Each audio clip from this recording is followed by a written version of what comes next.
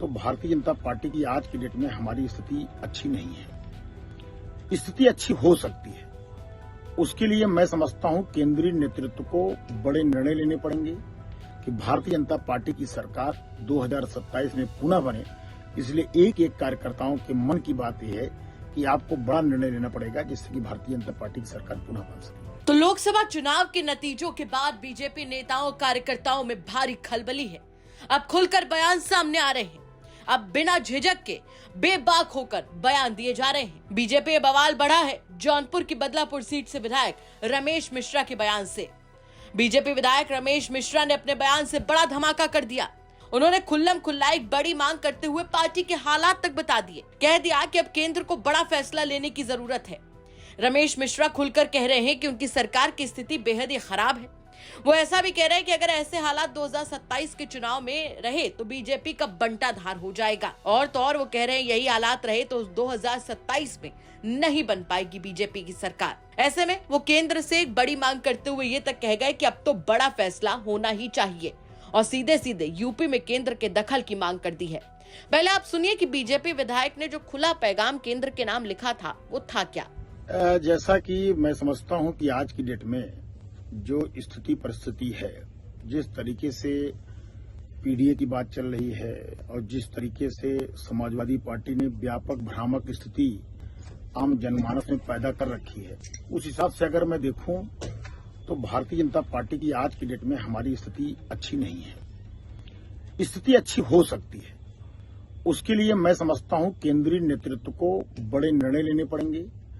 केंद्रीय नेतृत्व को जो है कहीं न कहीं उत्तर प्रदेश के चुनाव पे पूरी तरीके से फोकस करना पड़ेगा।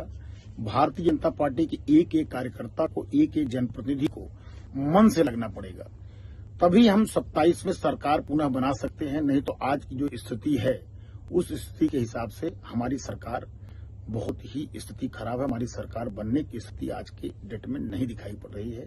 इसलिए मेरा केंद्रीय नेतृत्व से निवेदन है कि हम चाहते हैं, पूरी जनता चाहती है, आपके जो कोर वोटर हैं वो चाहते हैं कि भारतीय जनता पार्टी की सरकार 2027 में पुनः बने। इसलिए एक एक कार्यकर्ताओं के मन की बात यह है कि आपको बड़ा निर्णय लेना पड़ेगा जिससे कि भारतीय जनता पार्टी की सरकार पुनः बन सके। वहीं जैसे ही बयान सामने आया धीरे धीरे करके मामला बढ़ता गया और इतना बढ़ा कि अखिलेश यादव समेत कई बड़े नेताओं ने इसे एक बड़ा मुद्दा बनाना शुरू कर दिया, जिसके बाद रमेश मिश्रा को सामने आकर सफाई देनी पड़ी है। सुनिए आप भी क्या कह रहे हैं अपने वायरल वीडियो पर रमेश मिश्रा। मेरी कुछ वीडियो मीडिया में वायरल हो रही है, सोशल मीडिया पर। मैं आपको बताना चाहता हूं कि उसको तोड़ मरोड़ करके पेश किया जा रहा है। और रही बात समाजवादी पार्टी के लोग मुंगेरी लाल के हसीन सपना देखना छोड़ दें। फिर से बीजेपी की सरकार आएगी, कोई रोक नहीं पाएगा। रही बात हमारी सरकार, जो देश की सरकार मोदी जी के नेतृत्व में और प्रदेश की सरकार जो योगी जी के नेतृत्व में काम कर रही है, मैं समझता हूं कि सबका साथ सबके विकास की नीति पर हम लोग काम कर रहे हैं और लगातार हम लोग काम कर रहे हैं।